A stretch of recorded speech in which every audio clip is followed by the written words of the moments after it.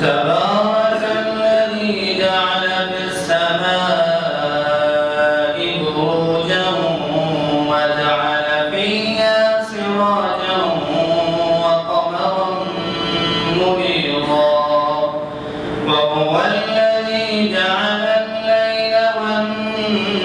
والنهار خلفة لمن أراد أن يذكر أو أراد شكورا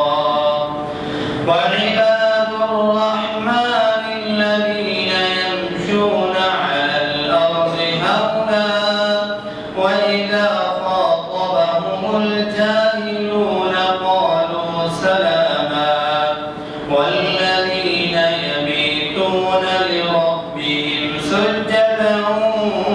وقياما والذين يقولون ربنا اصرف عنا عذاب جهنم إن عذابها كان غراما إنها ساءت مستقرا ومقاما والذين إذا أنفقوا لم يسرفوا ولم يقتروا وكان بين ذلك قواما والذين لا يدعون مع الله إلها آخر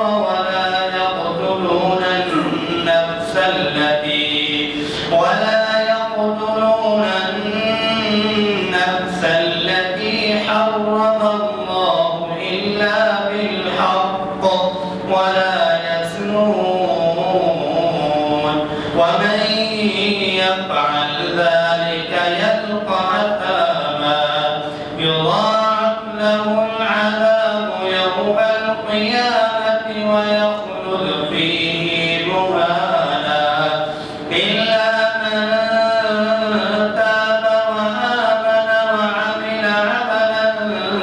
صالحا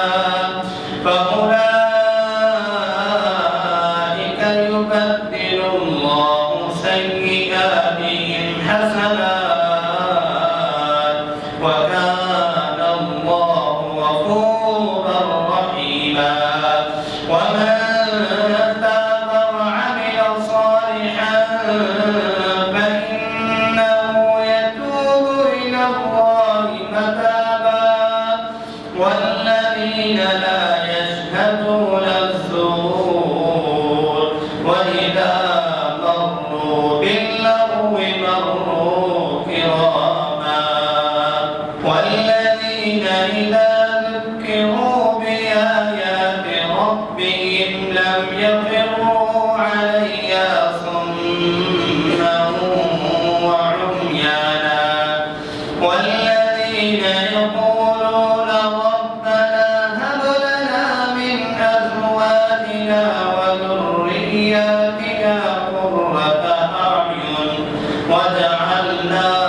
للمتقين إماما أولئك يجزون الغرفة بما صبروا ويلقون فيها تحية وسلاما خالدين فيها حسنت مستقرا ومقاما قل ما يعبأ بكم ربي لولا دعاؤكم فقد كذبتم